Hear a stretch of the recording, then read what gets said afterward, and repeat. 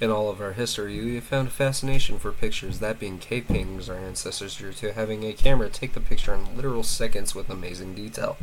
But why are we so fascinated with pictures and drawings, and how have they shaped and developed our cultures? To answer that, we have to go to the beginning of it all. We painted these pictures as a way to tell a story or to hold information and data, but we mostly did it to tell stories. Most of those stories were about successful hunts or great warriors who saved the tribe. Over time, we moved from painting on the walls of caves to carving out symbols and pictures on stone tablets. Those same carvings turned into languages such as Ancient Egyptian, Chinese, Assyrian, and Hebrew. Over time, these carvings and drawings turned into portrait pictures of the kings and important figures of the kingdoms of old. These old paintings depict how these important figures look like. For example, the prophet of Jesus or William the Conqueror. We also made landscape paintings of how the countryside of England looks, or the urban center of Paris back in the year 1055. Although around the time, most of these paintings were dark and depressing because most people didn't have much hope, as around this time period, it was known as the Dark Age of Europe. At this time, the common man had no education, they didn't know how to read or write, and they certainly didn't have enough money to afford paintings of their loved ones. The only people who could get paintings of their loved ones were the ones in power, such as the nobility or the royal family.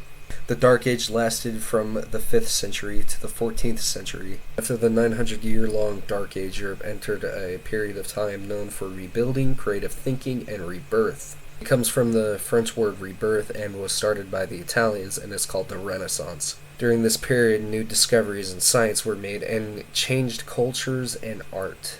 With these changes to art, we get some of the most iconic paintings the world has ever seen, such as the Mona Lisa by Leonardo da Vinci, the School of Athens by Raphael, the Birth of Venus by Sandro, and the Last Supper also by Leonardo. If you notice with most of these paintings, they have something in common, and that being they aren't depressing or void of color like old paintings before. While painting became very popular around this time, there was still a problem, and that problem is common folk still can't have a painting of their loved ones.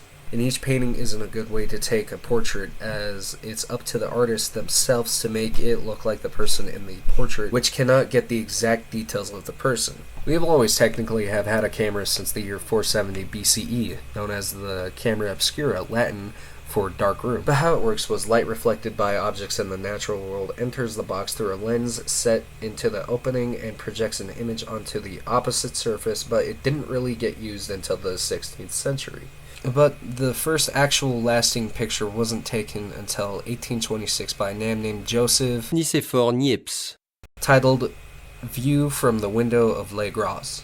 There were other cameras and ways to take pictures, but only two really matter, and those being the daguerreotype and the calotype. The daguerreotype was made by Joseph's partner Louis Daguerre, and made for public use in 1839, which is the first publicly available photograph. And how it worked was by using a camera obscura, but inside it had a sheet of silver-plated copper that would have special chemicals put on to capture the silhouette of the object sitting in front of the light.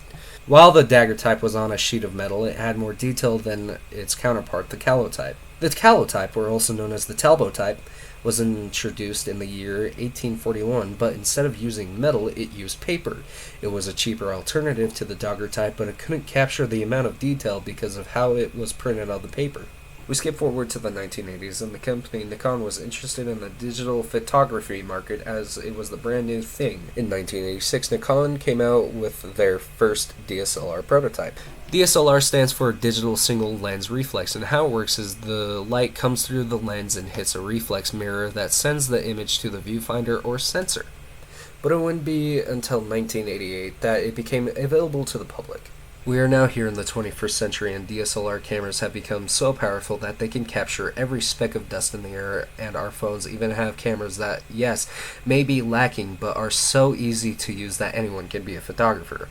As our ancestors used cave paintings to tell stories, we have made machines that are so accessible that anyone could tell their stories and share it to anyone and everyone on the planet in a second. What we have today are just those simple cave paintings. They are just more powerful at telling the story the user or artist is trying to tell.